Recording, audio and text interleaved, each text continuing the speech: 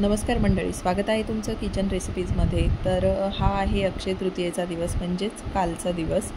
तर कालचं जे माझं रुटीन होतं पहाटपासूनचं, तेच थोडक्यात तुमच्यासोबत शेअर करणार आहे।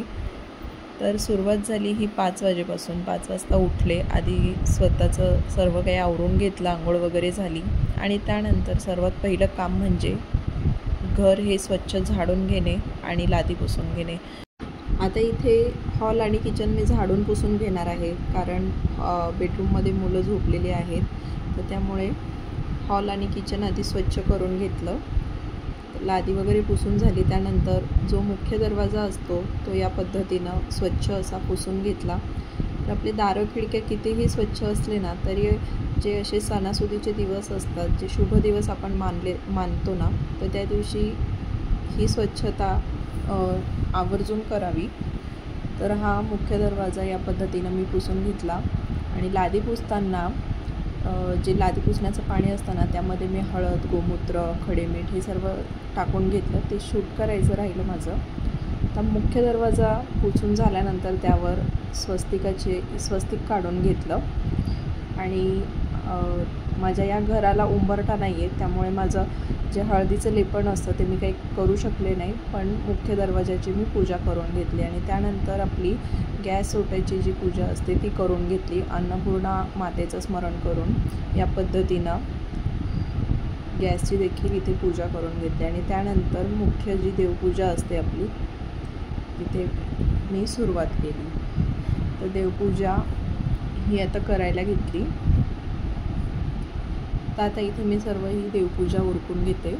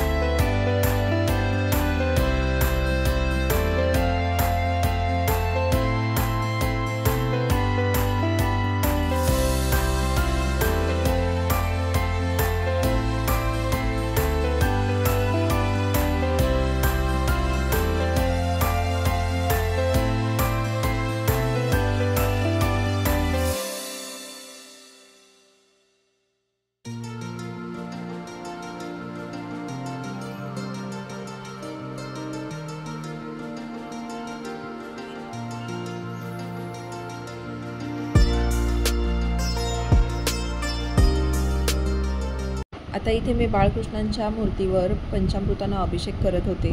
तर हा अभिषेक करत असताना आपण इथे पुरुष सूक्तमचं किंवा श्री सूक्तमचं पठण करू शकतो।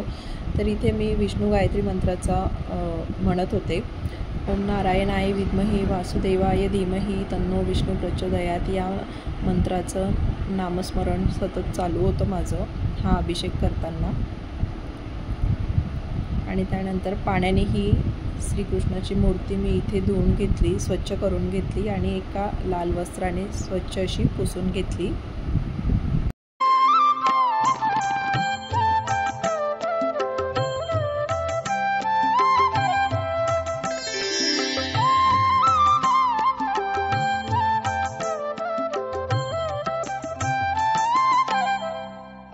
या पद्धतीने सर्व देवपूजा माझी करून झाली आणि त्यानंतर इथे मी चहा घेतला। चहा घेऊन झाल्यानंतर जेवणाला सुरुवात करणार होते. तर इथे मी पुरणाची डाळ वगैरे शिजवून घेतलेली, पुरण बनवून घेतलं मी. तो व्हिडिओ काढायचा राहिला. तर 7:45 माझं हे सगळी तयारी झालेली होती. घड्याळ 10 मिनटं पुढे आहे. तर इथे मी आमटीला फोडणी देणार आहे. खरं आमटी बनवण्यासाठी मी फोडणीमध्ये लसणाच्या 5-6 पाकळ्या अशा ठेचून घेतल्या, त्या तेलामध्ये परतून घ्यायच्या आणि कढीपत्ता टाकला. आणि त्यानंतर इथे आमटीसाठी वाटण जे केलं मी, त्यात 10-12 लसणाच्या पाकळ्या, 1-1.5 इंच आल्याचा तुकडा, थोडी कोथिंबीर आणि सुकं खोबरं याचं मी वाटण करून घेतलं. आता हे वाटण चांगलं मी परतून घेतलं तेलामध्ये. यामध्ये आपले नेहमीचेच मसाले म्हणजे लाल तिखट, हळद, मीठ एवढं सगळं टाकून त्याची कटाची आमटी बनवून घेतली. इथे मसाला वांगं करून घेतलं. भजीची देखील तयारी करून घेतली. पीठ भिजवून घेतलं भजी बनवायचं. आता आमरस बनवते. तर त्यासाठी इथे आंब्याचे हे या पद्धतीने मी असा गर काढून घेतला. सर्व आंब्यांचा याच पद्धतीनं गर काढून घेणार आहे. आणि आंबा कितपत गोड आहे ना, त्या पद्धतीने त्यामध्ये साखर टाकून हा आंबा असा मिक्सरमध्ये फिरवून घ्यायचा आहे, आंब्याचा गर.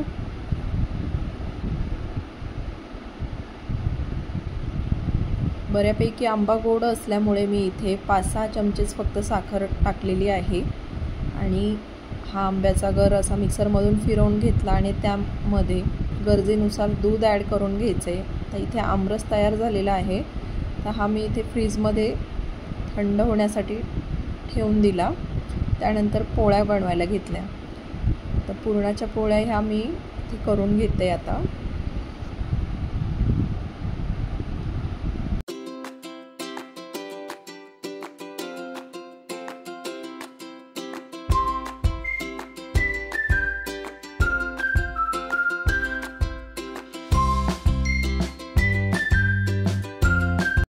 सर्व स्वयंपाक करून झाल्यानंतर इथे नैवेद्याचं ताट भरून घेतलं, नैवेद्य दाखवून घेतला आणि आता आरती करून घेणार आहे.